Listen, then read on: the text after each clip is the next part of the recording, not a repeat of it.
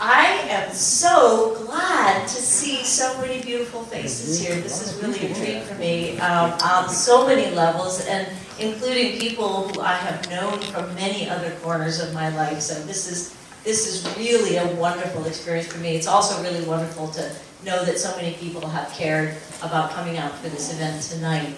And I'm Cindy Elder. I'm the Executive Director of the Barrington Land Conservation Trust.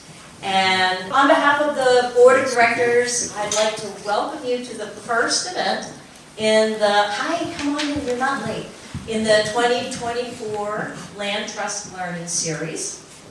The Barrington Land Trust was founded in 1979 by volunteers who understood that if we didn't start preserving open space, that very soon we would find ourselves in a town that had no wild places or green spaces for humans or animals or plants.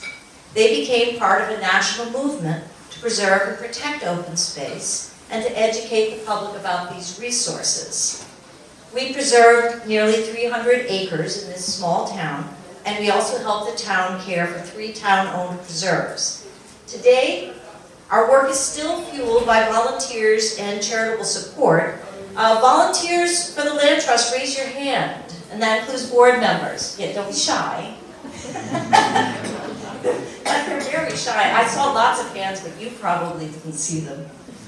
Before we introduce our special guest and begin our movie, I want to express my thanks to our partner, the Barrington Public Library, our leadership sponsor, Santander Bank, our partner sponsors, Prickly Ed's Cactus Patch Native Plant Emporium, Bank Newport, and the Rhode Island Natural History Survey. Hello, hello, welcome.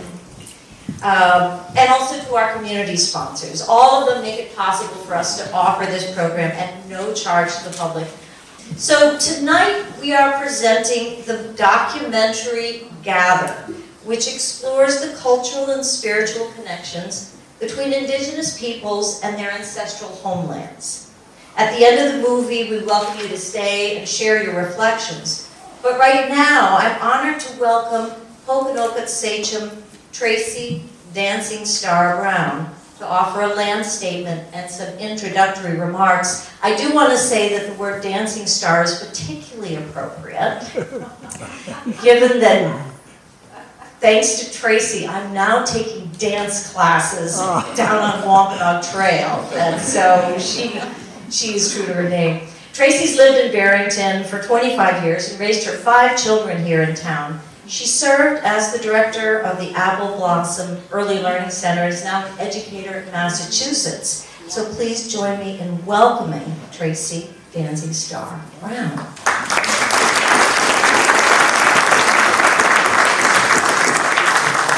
Payok ok Pokanoket Akiak. Natai umanak ak Akiak. Wachi muchiki nanapaz hatak. Akwani. Am po Pomaquank Anakas. I'm Sachem of the Pokanoket tribe. And I welcome you to the ancestral homeland of the Pokanoket tribe. We have existed, our people have existed on these lands for more than 10,000 years before colonization. And the Creator put my people here to be the caretakers of this land and to live in balance, in peace, and in harmony with it and with everything on it. And I acknowledge my ancestors who did just that until they were denied that God-given right.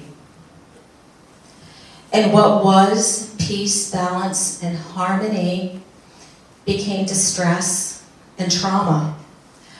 A distress and a trauma and an instability that has gotten, the gap has just gotten wider with each generation.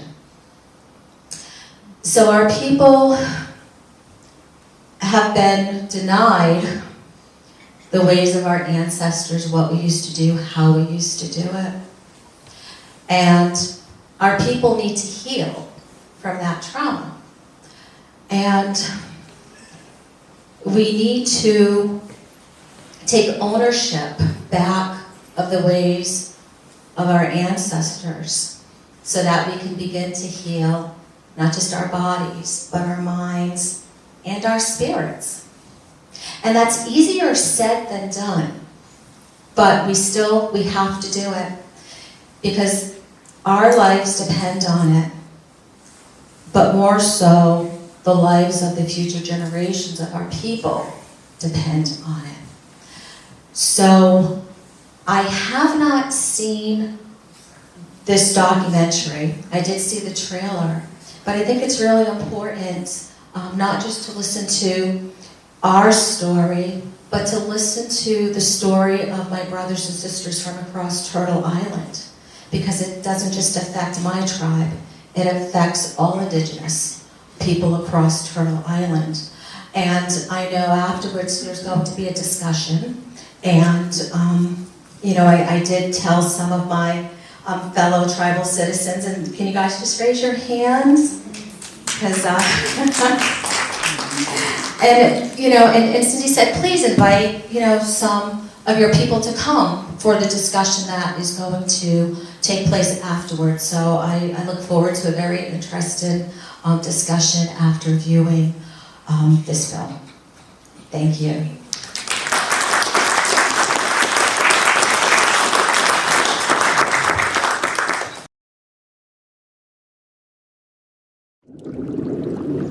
Our ancestors saw the world end once. That whole life was gone.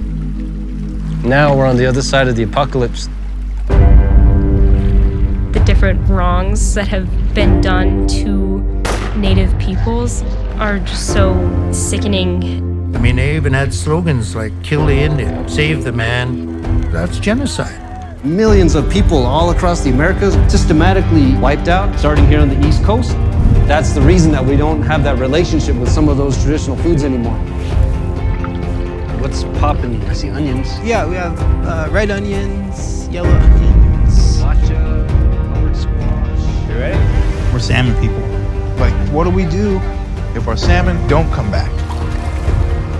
What I've come to understand is if we want to maintain our culture, then we have to have buffalo as a vital part of our communities. What we're doing is reintroducing our young people to the land, the food, and our traditional ways of healing. Working at the farm has brought a lot of healing to my life. I've been clean 16 years, June now. I learned to heal through harvesting our traditional food. We're celebrating Apache foodways in a kitchen that was built by Apaches for Apaches. It's this movement among all Indigenous people that they're listening, and it's like music. When you hear the drum, it's calling you, and it's Mother Earth, and Mother Earth's heart's beating, and she's talking to all of us that we need to do something. It's inside first like that. Before there was corn, I used to get these.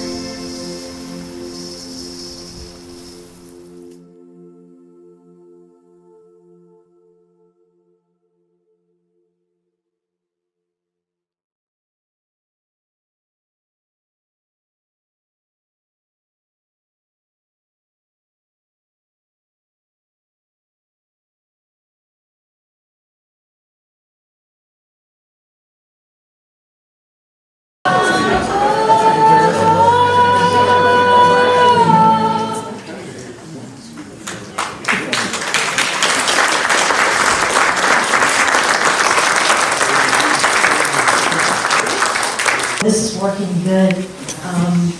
We have so many wonderful people here, and my voice is the least important among them. And so what I would love to do would be to hear from the folks who are here, and actually, let's see, I'm going to just call on a friend. Megan, will you help me? Because we have 2 mics. And I'd like to just have you raise your hand to offer a comment, and we'll do our best to get around to you. Let's go to this. You first. Anyone on this side has Yeah. would like to share a thought? Hi, listening when Pokanunket. It's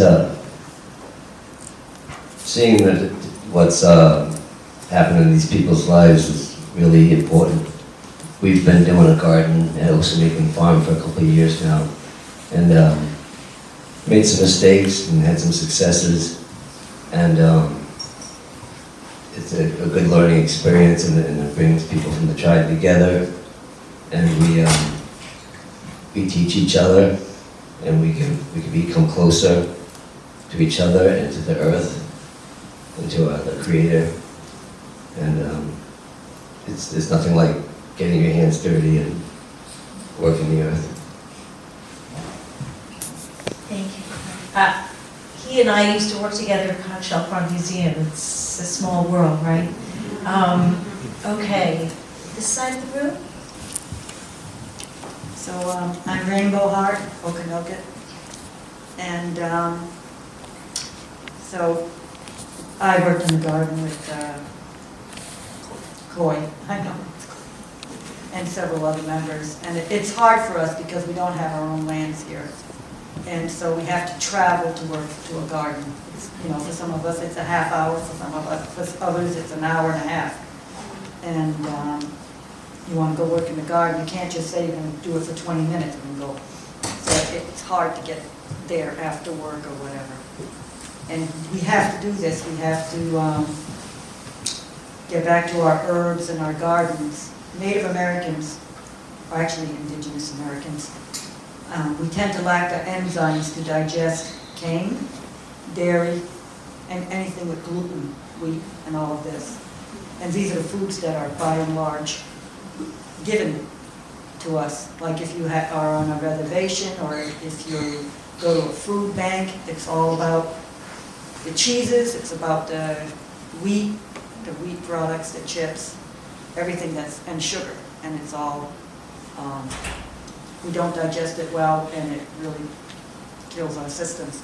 So we're trying to get back to eating better, our traditional foods. I have health conditions and I keep them okay by eating the diet, but it's not easy, and it's not easy if you don't have the land to grow it on. Yeah, thank you. Thank you. I'm so impressed by what I've been hearing about the garden. Tracy told me about the garden, and you know, we're hopeful that there might be ways. We talked, for instance, about our student stewardship team potentially you know, lending a hand if that were a good thing. Center. Anyone from the center have a thought or? Yes. I don't need to speak. Oh well, no. It's good for everyone else though. If you do, then they can hear it better. Okay. So, what I was really impressed with was thinking about when we eat animals, what they've been eating. And the rats made a real impression on me, but the fact that they could eat things that we actually couldn't eat physically, we couldn't digest, but then when it's transmuted or whatever through another animal that can consume it, then it provides food for other people. So that and the buffalo, I thought was really interesting, something I never considered. I felt the same way, and just it really makes you think about ecosystems in general and how the land and the animals and the humans are all connected. Okay, let's go back to this side again. Who have we got? Who would like to say a word? Anyone? Thoughts, reflections? Right here. I was just thinking about my experience. My mom grew up in an orphanage, so I learned to forage pretty young because when they were let outside, they looked for whatever plants they could eat because they weren't getting enough in the orphanage. So my mother was the first person who taught me to forage. And I grew up on a farm, but my mom's from Appalachia, so I've had squirrel, I've had groundhog, I've had raccoon, I've had a lot of things that you probably wouldn't think that you would eat, but sometimes, you know, necessity is the mother of invention, as they say, so we probably could eat pack rat. And we raise rabbits on our farm, so yeah, a lot of stuff is like, rabbit tastes like chicken too. Okay, this side. On the pause up short, sunflower, Okanoke. I just want to say that, you know, because it's been so long and so much of our traditions have, you know, been missed from one generation to the next, that right now we're having a hard time with our gardening in the sense that, you know, people are not as interested or as involved as they could have been or should be because traditions have been missed over generations, like I said. So, you know, at this point, we would love to see you all up there. Welcome. We would welcome you there because we could use some help at, you know, different times during garden season and, you know, other times when we're trying to, you know, provide food for the rest of, for our tribe in general, which is, you know, it's been a struggle, but we're getting there. And eventually we will be fully there as these people in the you know, documentary. Thank you. I think it was really powerful for everybody involved to have the opportunity for people from different parts of our community to work together alongside you and learn from you in that way and to assist you in any way that we could. That feels like an exciting project. And I think a lot of us, whether we have Indigenous heritage or not, are also kind of struggling to figure out how we reconnect to the earth and do that through the food we eat and preservation of land and all of that. Any thoughts from anyone in the room that a reflection you have? Honestly, it's really a privilege for me to have so many members of our local Indigenous tribe, the Pokanoket people, here today. And can we have a hand for them?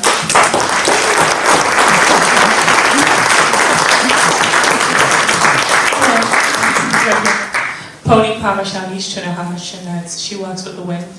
I'm Pokanoket as well, and I'm really grateful for this showing. I really think it's important, as Sunflower said, that we do pass down that generation, and that's something that I know I'm dedicated to doing, and I'm passionate about it, especially in the garden, and I think it's important that we continue our traditional ways of planting and harvesting and foraging. And so I think it's awesome, you know, that we not only take care of the land, but that's what our role is. We are here to take care of the land that our Creator has put us on. And if we don't take care of the land, if we don't, you know, take care of our waterways, you know, the fish will get sick and eventually it will kill us. So it's important for all of us to have that in mind and have that as the forefront as we care for the land and care for the waterways. Thank you for that. And you're reminding me of something that I always say whenever I'm doing a land acknowledgement such as I can when I'm going on a walk, and always reminding people that the Pokanoket people were the original stewards, sort of setting that standard for what stewardship meant. So thank you for that, because I think can continue to learn from you. Other thoughts? We still have some time. They're not going to kick us out until 8:45. At 8:45, they're definitely kicking us out. So Tracy, I guess I'll ask you, or you tell me who I should talk to. I mean, I'm willing to be a clearinghouse and have people reach out to me, and then I could reach out to you. Would that be a good way to do it? So you all have my email if you registered, and if not, you can find it. Well, my card's out on the desk out there. So if you're interested in helping them with their garden, just shoot me an email, and we'll make a list and be in touch with them and see what the best way to coordinate this is and how we can be of service. Other thoughts? Other concluding ideas? Anyone? Going once? Going twice? Oh, there we go.